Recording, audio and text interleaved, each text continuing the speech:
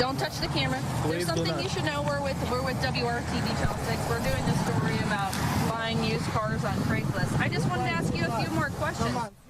We have all heard the stories about buying a used car. Tonight, Call 6 investigates going undercover to make sure you don't become one of those stories. We found people selling cars with hidden problems here in Indiana, problems that could put you and your family in danger. Call 6 investigates. Kara Kenny is working for you to find out how they are doing it and what you need to look out for. Kara.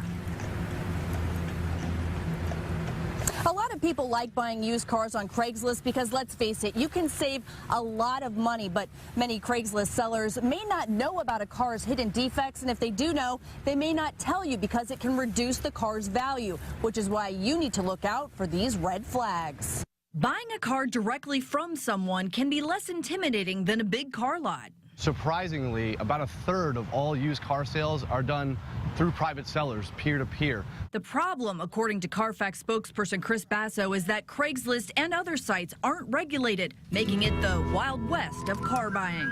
People can put anything online that they want to sell. These are free sites, and there's really nobody checking up on what that individual is actually representing.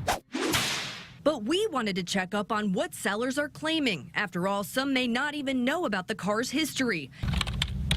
Here's what we did to investigate, and you can too. Find ads that sound great. Use the plate numbers to run vehicle history reports. It's a 1999 Ford Explorer. Contact the sellers to set up appointments. That's what we do, although the sellers don't know we're with RTV6. First stop, this Ford Explorer's owner advertised it as having a clean title. So you said it's got a clean title on it? Well, yeah, I gotta put it in somebody's name.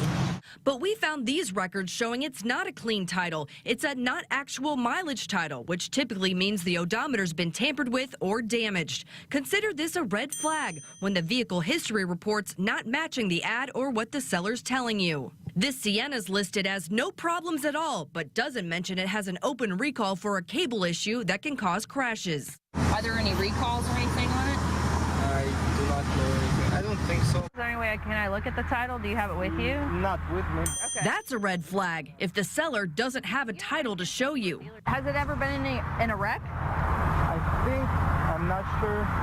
On this one, I think in 2006 maybe. Reports showed the Sienna was also crashed just a few months ago. Front end damage, airbags deployed, and had to be towed. So it hasn't been in any wrecks recently? As long as I know, but don't quote me on that. So your mother-in-law didn't tell you about a big crash that she was in? It's not a big crash. We have more questions. Don't touch the camera. There's something you should know. We're with WRTV Channel 6. We're doing this story about buying used cars on Craigslist. I just wanted to ask you a few more questions. Come on, seriously, hey, guys, I'm serious. If you're not doing anything wrong, why don't you answer a couple of questions? Last stop, this 2010 Acura is advertised as having a clean title. I was looking at the ad. It says clean title. It's got a clean title? Yes, I believe it does. So like any savvy consumer, we pull out our vehicle history report that shows the car was totaled in 2014 and repaired. See, I didn't know I was a title. Didn't know? But he told us in an email that it has a rebuilt title. That's a red flag if the seller gives you conflicting information. Indiana law says you now have to disclose a rebuilt title to the buyer in writing. Oh, I'm actually a reporter with WRTV Channel 6. Oh, you are? He left in a hurry. Bottom line, if you're going to shop in the Wild West, do your homework before you buy.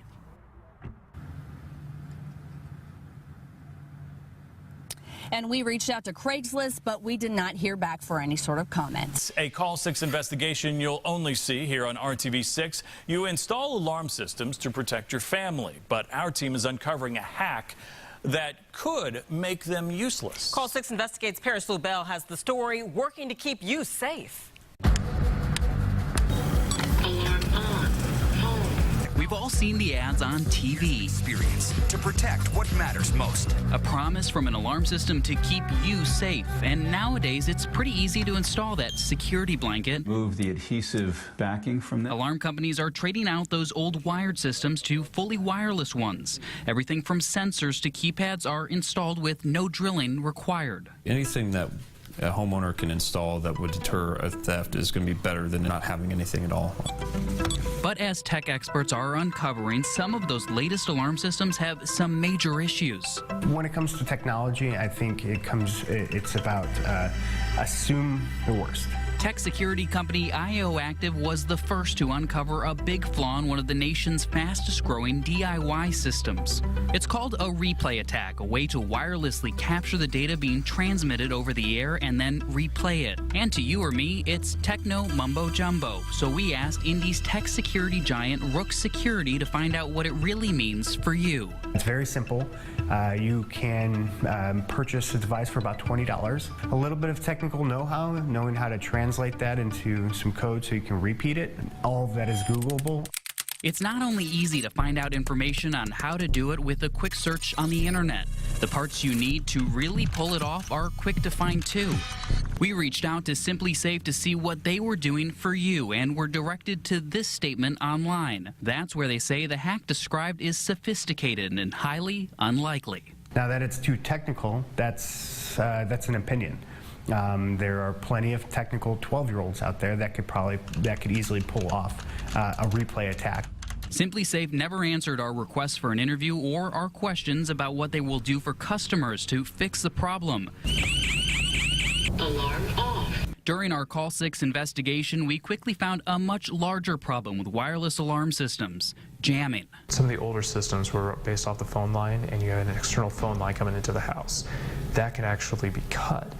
This is kind of like the same kind of theory based off it, is that I'm digitally cutting the connection to the outside world. It's a fairly simple process. All you have to do is flood the airwaves with virtual white noise, and that affects everything wireless around it. We asked Rook Security to show us how it worked with an alarm system.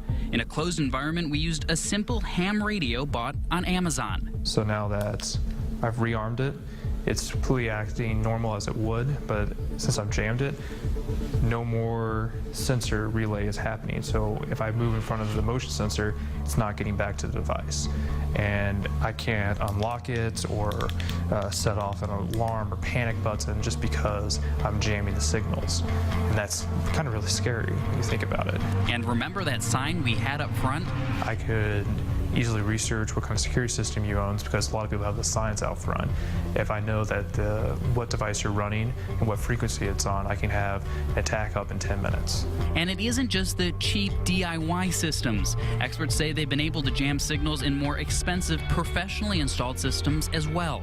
If you continue holding that, and this is a motion sensor, which earlier it set off. Right. Just more or less that won't work at all, right? Right. It's like I'm walking in your house and it sees no one there. Now to Call 6 investigate. Spring is just around the corner, and for many people that means hiring a contractor to do some home improvements or repairs. A Greenwood homeowner says he's out hundreds of thousands of dollars, though, after a contractor took his money but didn't do the work promised. Call 6 investigates. Kara Kinney found out some questionable things about the builder's past and what you can do to protect your own money. This Greenwood home on 6 acres, Nice and peaceful. is where Chuck Arvo always dreamed of growing old with his wife. I just like the privacy. Back in 2013, Chuck had the idea to completely remodel his home. After an internet search, he hired a contractor, Brent Baer of Visions Design Group. Chuck says the project started off fine, and he kept paying and paying and paying, sometimes reluctantly. How much did you pay him total? About $243,000. The project was supposed to be finished in October 2013, but it wasn't finished then or months later when Chuck says Baer and the workers stopped showing up. I just kept saying, I'm being patient with you. Just when are you going to get my house done? I just want my house back. Chuck points to pictures and inspection reports showing the condition of his home when Baer left the job. Water damage, mold. The roof was caving in when he left me. Chuck says his bank account is now drained. He had to spend another $200,000 to fix what he calls inferior work and hire another contractor to finish the remodeling job. Just a lot of, I'd say, frustration. It's very terrible when somebody will take your life savings from you. My wife and I worked so hard. Chuck filed a complaint with the Attorney General's office, but the agency says they never got a formal response from Brent Baer, and so they closed the complaint. But Chuck is not giving up. He filed this lawsuit against Baer and Visions Design Group, alleging breach of contract, home improvement fraud, and deceptive consumer sales. It's just mind-boggling. I keep hoping I'm going to wake up from a bad night. This is just a bad nightmare, and I'll just wake up from it someday. Call 6 Investigates did some checking and found just months before Chuck hired Bear in 2013, Bear was charged with check deception for writing a bad check to Menards. Bear faced yet another check deception charge in another county in 2014. In both cases, Bear entered diversion programs and the charges were dismissed. State records show Bear has operated under a slew of different business names over the years. He's also faced several civil lawsuits. After Bear ignored our request for an interview, we caught up with Bear outside of court in a case completely unrelated to Chuck Arvos. Is Chuck going to get his money back? It's not about getting his money back. He still owes money on the job. He owes you money? He does owe me money. Are you still doing work on people's homes? No. Are you still a contractor? Chuck says he lost his life savings because of you. Get the hell away from me, people. Why didn't you answer the Attorney General's office? You guys must be hard up for news. Are you purposely ripping people off? Bear told us he's not doing work on people's homes, but we noticed his sweatshirt says Lowe's Independent Contractor. The company tells us Bear did one job for Lowe's under the company name Design, Furnish, and Install. As for Chuck Arvo, his lawsuit heads to trial in April, and he's seeking $750,000 in fees and damages. But he says it's not about the money. It's about holding his contractor accountable. Personally, I feel like he intentionally deceived me and took my money. Kara Kenny, RTV6.